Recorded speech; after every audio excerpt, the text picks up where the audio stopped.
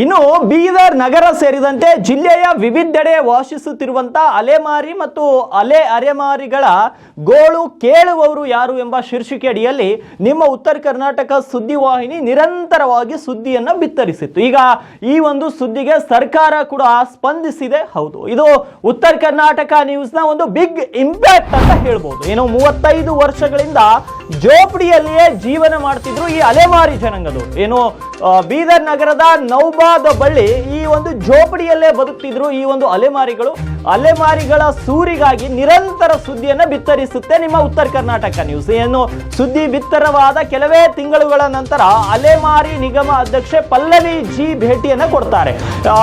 ಸೂರಿಲ್ಲದ ಅಲೆಮಾರಿಗಳಿಗೆ ಭೇಟಿ ಮಾಡ್ತಾರೆ ಪಲ್ಲವಿ ಜಿ ಅವರು ಮತ್ತು ಅಲೆಮಾರಿಗಳ ಜೀವನವನ್ನ ಕಂಡು ಮಮ್ಮಲು ಮುರುಗುತ್ತಾರೆ ಅವರು ಅಧ್ಯಕ್ಷರು. ಏನು ಹೊಸದಾಗಿ ಬಂದಂತ ಅಧ್ಯಕ್ಷರು ಏನು ಭೇಟಿ ವೇಳೆ ಸೂರಿನ ಭರವಸೆಯನ್ನು ಕೂಡ ಕೊಡ್ತಾರೆ. ಏನು ನಿಮ್ಮ ಉತ್ತರ ಕರ್ನಾಟಕ ನ್ಯೂಸ್ ವಿಸ್ತೃತ ವರದಿ ಮಾಡುತ್ತೆ. ಏನು ಬೀದರ್ ನಗರ ಇರ್ಬೋದು, ಔರಾದ್ ಪಟ್ಟಣ ಇರ್ಬೋದು ಮತ್ತು ಜಿಲ್ಲೆಯ ವಿವಿಧೆಡೆ ವಾಸಿಸುತ್ತಿರುವಂತಹ ಅಲೆಮಾರಿಗಳ ಕುರಿತು ಏನು ವಿಸ್ತೃತ ವರದಿ ಮಾಡುತ್ತೆ. ವರದಿಯನ್ನ ಅಲೆಮಾರಿ ಅಧ್ಯಕ್ಷರಿಗೂ ಕೂಡ ವರದಿಯ ಸುದ್ದಿಯನ್ನ ಕಳಿಸ್ಕೊಡುತ್ತೆ.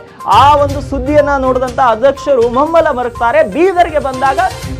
ಬೀದರ್ಗೆ ಬಂದಂತ ಸಂದರ್ಭದಲ್ಲಿ ಅವರು ಅಲ್ಲಿಗೆ ಭೇಟಿಯನ್ನು ಕೂಡ ಕೊಡ್ತಾರೆ. ಏನು 4 ಎಕರೆ ಜಮೀನನ್ನು ಗುರುತಿಸಿದ್ದೇವೆ, ಆದಷ್ಟು ಶೀಘ್ರದಲ್ಲಿ ಅವರಿಗೆ ಮನೆ ಕಟ್ಟಿಸಿ ಕೊಡುವಂತ ಕೆಲಸ ಆಗುತ್ತೆ ಅಂತ ಹೇಳ್ತಿದ್ದಾರೆ. ಅದಕ್ಕಾಗಿ ನಿಮ್ಮ ಉತ್ತರ ಕರ್ನಾಟಕ ನ್ಯೂಸ್ ಸಾಕಷ್ಟು ಪರಿಶ್ರಮವನ್ನ ವಹಿಸಿತ್ತು. ಆ ಪರಿಶ್ರಮಕ್ಕೆ ಇಂದು ಫಲ ಸಿಕ್ಕಂತ ಆಗಿದೆ. ಏನು ಉತ್ತರ ಕರ್ನಾಟಕ ನ್ಯೂಸ್ ನ ಸುದ್ದಿಗೆ ಅವರು ಇವತ್ತು ಪ್ರತಿಕ್ರಿಯೆಯನ್ನು ಕೂಡ ಕೊಟ್ಟಿದ್ದಾರೆ. ಏನ್ ಹೇಳಿದ್ದಾರೆ ಅದನ್ನು ಕೂಡ ಕೇಳಿಸ್ಕೊಳ್ಳಿ. ಅದೇ ರೀತಿ ಏನು ಉತ್ತರ ಕರ್ನಾಟಕ ನ್ಯೂಸ್ ನ ಒಂದು ಬಿಗ್ ಇಂಪ್ಯಾಕ್ಟ್ ಅಂತ ಕೂಡ ಹೇಳ್ಬೋದು. ಅದೊಂದು ಖಾಸಗಿ ಸೈಟಲ್ಲಿ ಸುಮಾರು 45ರಿಂದ 50 ನಮ್ಮ ಸಿಂಧೋಳು ಪರಿಶಿಷ್ಟ ಜಾತಿ ಅಲೆಮಾರಿ ಸಿಂಧೋಳು ಸಮುದಾಯ ಅಲ್ಲಿ ವಾಸ ಮಾಡ್ತಾ ಇದ್ದಾರೆ. ಈ ಹಿಂದೆ ಒಂದು ಸರ್ಕಾರಿ ಭೂಮಿನಲ್ಲಿ ವಾಸ ಮಾಡ್ತಾಯಿದ್ರು. ಅಲ್ಲಿಂದ ಇವರಿಗೆ ಈ ಪ್ರೈವೇಟ್ ಲ್ಯಾಂಡ್ಗೆ ಶಿಫ್ಟ್ ಮಾಡಿ ಆ ಸರ್ಕಾರಿ ಭೂಮಿಯನ್ನು ಏನು ಪಾರ್ಕ್ ಮಾಡಿದ್ದಾರೆ ಅಂತ ನನಗೆ ತಿಳಿಸಿದ್ರು. ಆದರೆ ಬಹಳ ಶೋಚನೀಯವಾದಂಥ ಪರಿಸ್ಥಿತಿ ಅವ್ರಿಗೆ. ಯಾವ ರೀತಿ ಅಂತಂದರೆ ಇವತ್ತು ಏನು ಚಾಟಿನಲ್ಲಿ ಒಡ್ಕೊಂಡು ಧಾರ್ಮಿಕ ಭಿಕ್ಷಾಟನೆಯನ್ನು ಮಾಡಿಕೊಂಡು ಹೊಟ್ಟೆಪಾಡನ್ನು ನಡೆಸ್ತಾ ಇರ್ತಕ್ಕಂಥ ಈ ಸಮುದಾಯ ಅತ್ಯಂತ ಅಲ್ಪಸಂಖ್ಯಾತರು ಮತ್ತು ಶಿಕ್ಷಣದಿಂದ ಸಾಮಾಜಿಕ ವ್ಯವಸ್ಥೆಯಿಂದ ದೂರ ಇರ್ತಕ್ಕಂಥ ಸಮುದಾಯ ಭಾಳ ಶೋಚನೀಯವಾದಂಥ ಪರಿಸ್ಥಿತಿಯಲ್ಲಿ ಬದುಕ್ತಾ ಇದ್ದಾರೆ. ಆ ಸಂದರ್ಭದಲ್ಲಿ ಭೇಟಿ ಮಾಡಿದಾಗ ಆ ಸಮುದಾಯದ ಪರವಾಗಿ ಹೋರಾಟ ಮಾಡ್ತಕ್ಕಂಥ ಕೆಲವು ಮುಖಂಡರು ಮತ್ತು ಸಮುದಾಯದ ಪ್ರತಿನಿಧಿಗಳು ಚೌಳಿ ಕಮಾನ ಭಾಗದಲ್ಲಿ ವಾಸ ಮಾಡ್ತಿರ್ತಕ್ಕಂಥ ಸಿಂಧೋಳು ಅಲೆಮಾರಿ ಸಮುದಾಯದವರಿಗೆ ನಿವೇಶನವನ್ನು ಕಲ್ಪಿಸ್ಕೊಡ್ಲಿಕ್ಕೆ ನನ್ನ ಹತ್ರ ಮನವಿ ಮಾಡಿದ್ರು.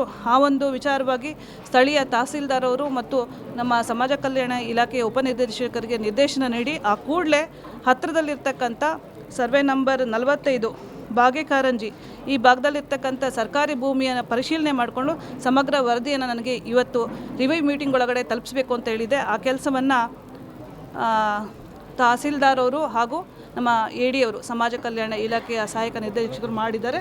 ಮುಂದಿನ ದಿನಗಳಲ್ಲಿ ಸ್ಥಳ ಪರಿಶೀಲನೆ ಮಾಡಿ ಸಮಗ್ರ ವರದಿಯೊಂದಿಗೆ ಅವರಿಗೆ ಕ್ರಮಬದ್ಧವಾಗಿ ಅವರಿಗೆ ರೀಚ್ ಅಂದರೆ ತಲುಪಿಸುವಂಥ ಕೆಲಸವನ್ನು ನಾವು ಮಾಡ್ತೇವೆ. ಈ ಧ್ವನಿ ಇಲ್ದಿದ್ದರ ಸಮುದಾಯ ಪರವಾಗಿ ಕೇಳೋರೇ ಯಾರೂ ಇರಲಿಲ್ಲ.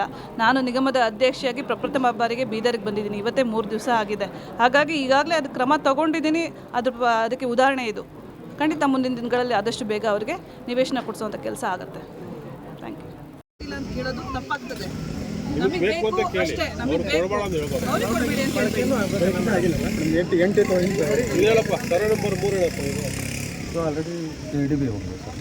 ಇಲ್ಲಿ ಸರ್ಕಾರಿ ಅದನ್ನು ರೆಕಾರ್ಡ್ ಆಗುತ್ತೆ. ಇಲ್ಲಿ ರೋಡಿಗೆ ಸರ್ KDB ಆಲ್ರೆಡಿ ಹೋಗುತ್ತೆ.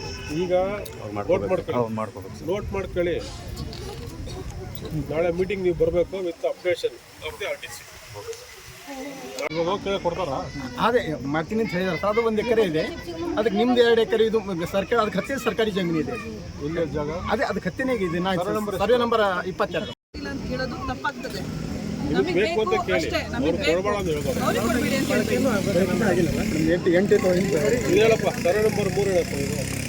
ಆಲ್ರೆಡಿ KDB ಹೋಗಿದೆ ಸರ್.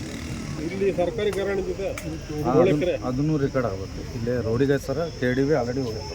ಈಗ ನೋಟ್ ಮಾಡ್ಕೊಳ್ಳಿ. ನಾಳೆ ಮೀಟಿಂಗ್ ನೀವು ಬರಬೇಕು with updation of the RTC.